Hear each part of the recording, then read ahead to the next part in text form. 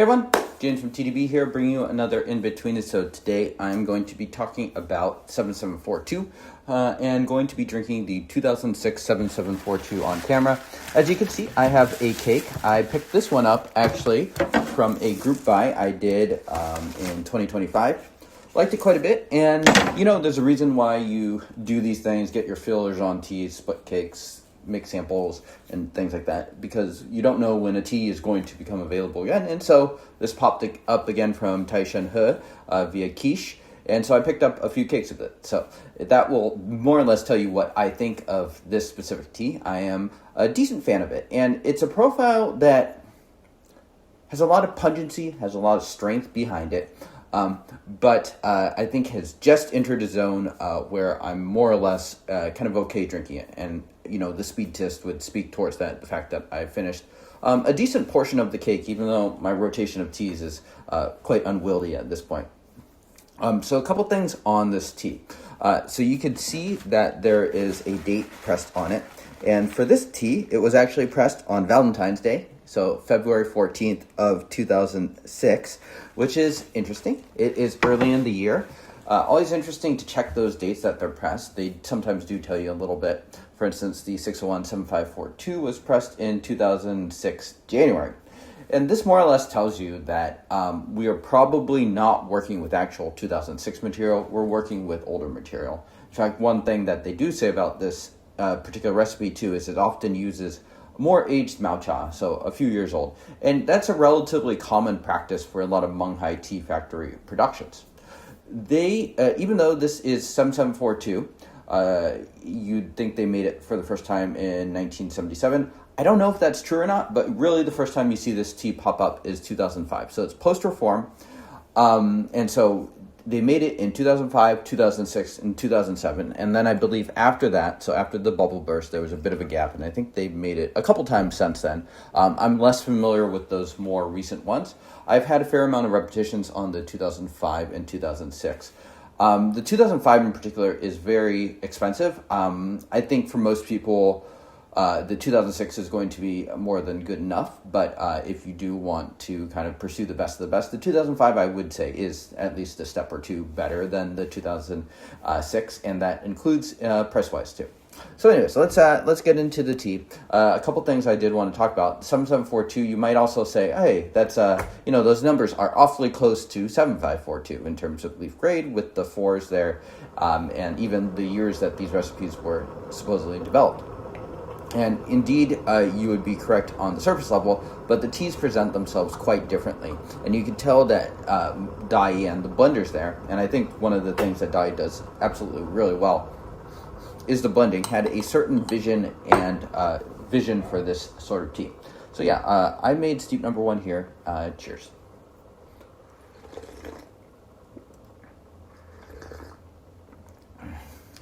It's already thick. It's kind of like this retiring but still kind of present pine smoke. I think overall it's a much smokier recipe than 7542.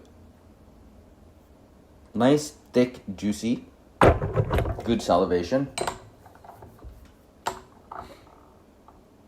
Aftertaste mostly focused on the front of the mouth here. Couple other things about this tea. So I don't know if this is like actually what people call it in the Chinese pu'er community or not, but Dayi labeled it the king of recipe cake. I'm always a fan of when they do the king of this, which is like usually like Chow Wang or something like that, king of tea. There's like the king of cost performance, so I thought that was kind of funny. What they mean by king of recipe cake, I think it's more or less that of the numbered recipes, this one is often a little bit more sought after. It's more expensive, for instance, than the 2006 7542, and the 2005 7742 is pretty pricey. I don't know if it's more than the white thread stamp, but white thread 7542, but it's pricier than I think all the other batches from that particular year.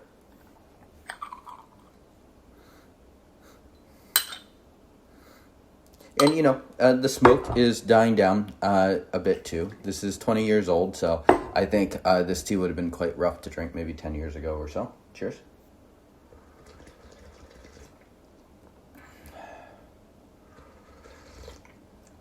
It's a bit of that kind of like textured syrup mouthfeel to it.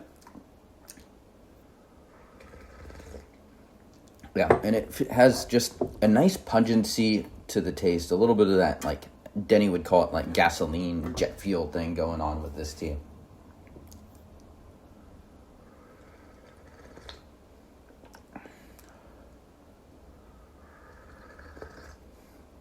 And yeah, it just does the bittersweet thing so well. The bitterness is very, very quick to convert into sweetness here. I'm going to do just one last one here. So yeah, the 2007, similarly, which I'm not sure if it's openly available, maybe King Ting Mall has it, is quite a bit cheaper than the 2006. This one goes for a little over $200. I think 2007, if you are really on the hunt, you could find it for a little bit under $100. So they are certainly a little pricier than some of the other numbered recipes from their years. I do like the recipe quite a bit, though. I do also think this is going to be one of those more polarizing recipes where not everyone is going to be a huge fan of it. You know what, can't buy fall into from what I've said and what I bought, but I do like it. I don't know if I like it more than 7542 per se, but I do find it to be, a nice little change of pace from kind of the mainline factory recipes. One other thing you'll see is that you'll see this sometimes called Boulong, and I could definitely believe that this is a little bit more of a less of a blend than something like 7542 or 8582, maybe from more of I'm making up numbers here, more from like 3 or 4 areas rather than from like 10. But I will say that the character is pretty different from something like Double Lion or even the Lemon Yayan. So when you compare it, I did a 3-tea blind, and this was the tea that, I was able to pick out fairly easily. And I don't know exactly what it is, because it does seem somewhat similar in character to those teas, but there's something about it that pushes it more towards kind of an overall Mung Ai Tea Factory blended cake. So I think compared to those teas, perhaps it is a little more blended from a wider area than, for instance, Double Lion. But when you compare it with something like 7542, maybe a little bit less blended. I am, of course, speculating here, so I don't know for sure. But that is, those are some of my thoughts about perhaps this tea. Picking up strength still.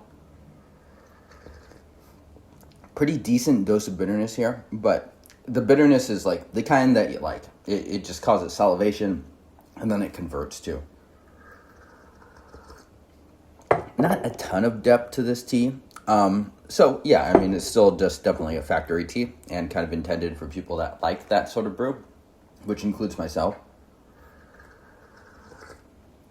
But yeah, I do like this tea.